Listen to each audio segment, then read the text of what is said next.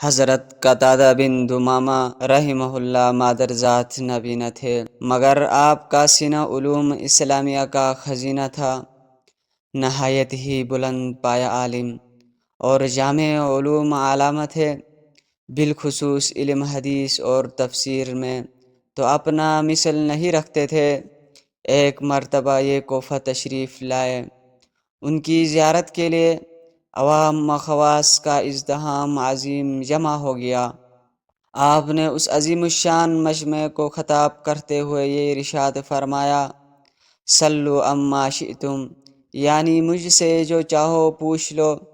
حاضرین پر آپ کی علمی جلالت کا ایسا سکہ بیٹھا ہوا تھا کہ لوگ آپ کی عظمت سے اس قدر مرغوب تھے کہ سب دم بخودے ساکت و خاموش بیٹھے رہے۔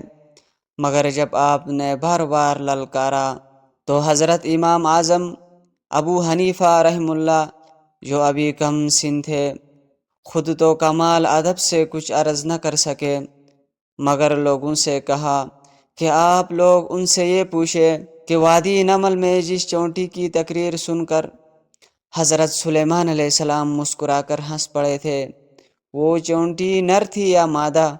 چنانچہ جب لوگوں نے یہ سوال کیا تو حضرت قتادہ ایسے سٹ پٹائے کہ بالکل لاجواب ہو کر خاموش ہو گئے۔ پھر لوگوں نے حضرت امام ابو حنیفہ سے دریافت کیا تو آپ نے فرمایا کہ وہ چونٹی مادہ تھی۔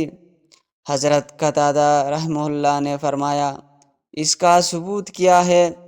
امام اعظم ابو حنیفہ نے جواب دیا کہ اس کا ثبوت یہ ہے کہ قرآن مجید میں اس چونٹی کے لیے اللہ تعالیٰ نے لفظ وقالت نملۃ مؤنث کا صیغہ ذکر کیا ہے۔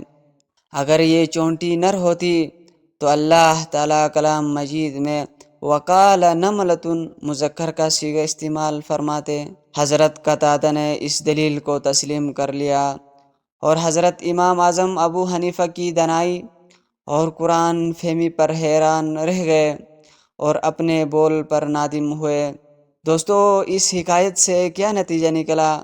دولت علم ہو یا زر و جواہر کی دولت، غرض کسی کمال نعمت پر دوسروں کو اپنے سے کم تر سمجھ کر بڑا بول ہرگز کبھی نہیں بولنا چاہیے، بلکہ خداوند قدوس کے فرمان پر ایمان رکھنا چاہیے کہ وَفَوْقَ كُلِّ ذِي عِلْمٍ عَلِيمٌ، یعنی ہر علم والے سے بڑھ کر علم والا ہے، اور اللہ تعالیٰ نے بعض کو بعض پر فضیلت بخشی ہے۔